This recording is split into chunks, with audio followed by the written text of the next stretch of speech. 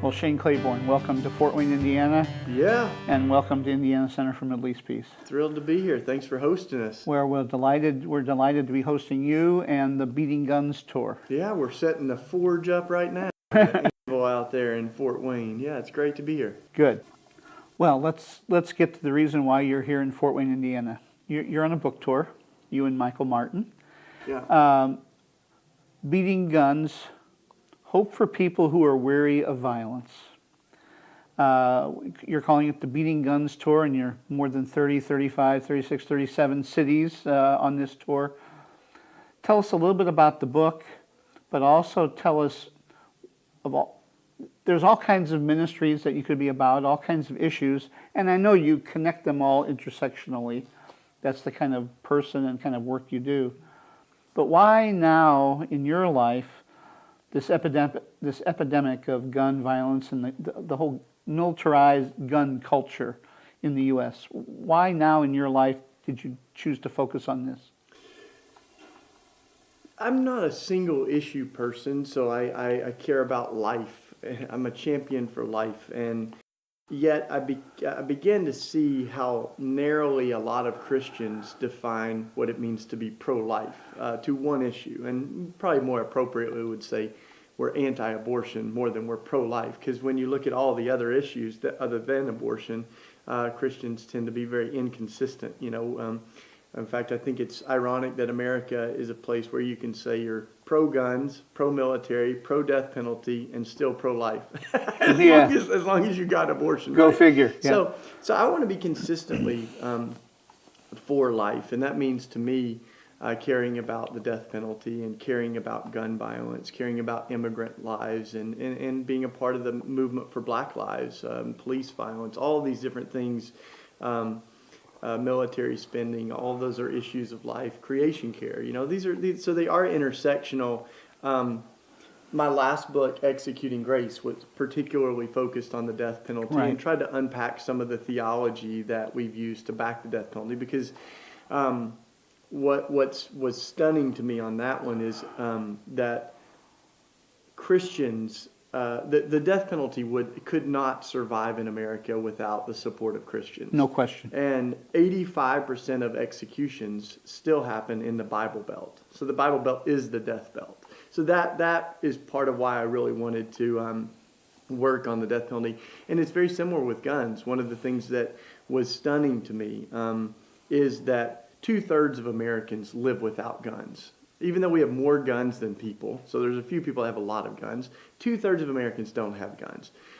But Christians, white Christians in particular, own guns at a higher rate than the general population. So those of us that are worshiping the Prince of Peace are packing heat, at a higher rate than the general population. So I think there's all kinds of things that were troubling about that for me, because I think simply the cross and the gun give us two very different versions of power.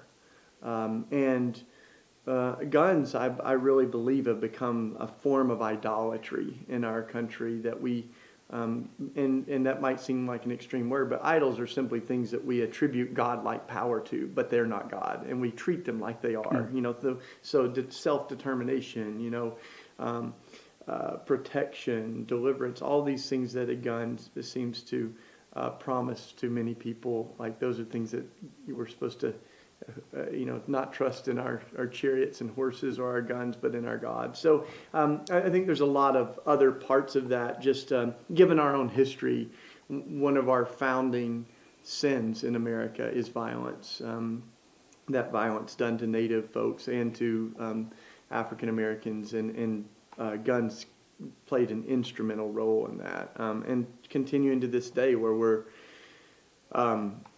we've got 5% of the world's population in the U.S., a little less than that, and almost half of the world's guns. So we're producing guns at a rate of 18 per minute, one gun every 3 seconds in the U.S., 9.5 million guns a year. So this is for one who follows Jesus, the Prince of Peace, this is very problematic to me. And there's the big guns too. We connect that in our book to where we also own the an astronomical amount of nuclear weapons and big guns. Out of all the nations of the world, 9 nations have nuclear weapons, and we have almost half of them in this one country. We have weapons the size of 80 times stronger than the Hiroshima bomb. We have the capacity of over 50,000 Hiroshima bombs. And we're the only country that's ever used those on civilians, and we did it twice in 1 week. So I think all of these things, when Dr. King called America the greatest purveyor of violence in the world, I don't think he was exaggerating. So I think as a Christian, I'm praying like thy kingdom come, thy will be done on earth as it is in heaven. And I also believe that God's kingdom come and God's dream on earth is not for 109 people to die every day from guns in America. Every one of those is a child of God. And so I think it's very difficult to say that we're pro-life and uncritically pro-guns at the same time. Tell us, finally, this connection between you and Mike Martin and Raw Tools. How did that come about? And tell us about this relationship. And you collaborated on this book. Just say a word about that.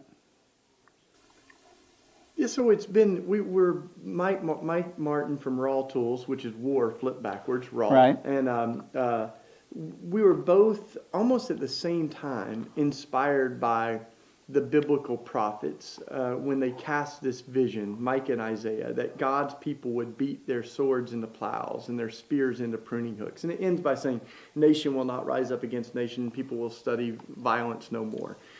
But that vision of beating swords into plows, we don't have a lot of swords in the U.S., but we have a ton of guns. So we said, what would it look like to begin inviting people to donate some of those 300 million plus guns in our country and repurpose them, transform them into tools. So I did that in Philly. I had actually teamed up with Ben Cohen from Ben & Jerry's Ice Cream, and we took an AK-47 and chopped it up and made it into a shovel and a rake. And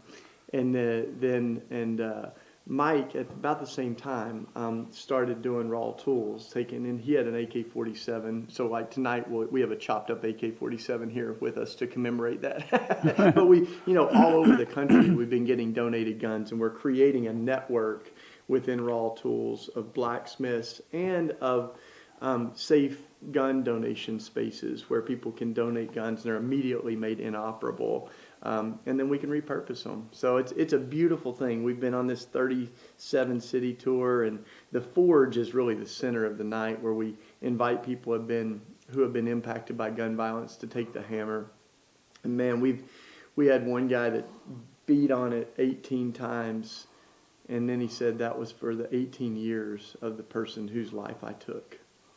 Wow. And we've had people name their children and their parents who have died from gun violence. We've had folks that have survived gun violence. A guy that was shot 4 times with an AK-47 in his workplace, and twice in the chest, and he survived, telling their stories. So it's an evening full of hope, but also it gives space, I think, for people to grieve. And when it's hard to put words to what happens when catharsis. People take the hammer and beat a gun into a plow. So in 1 hour, we go from an instrument that was meant to kill and designed to kill into an instrument that's meant to cultivate life. And we donate these garden tools all over the country.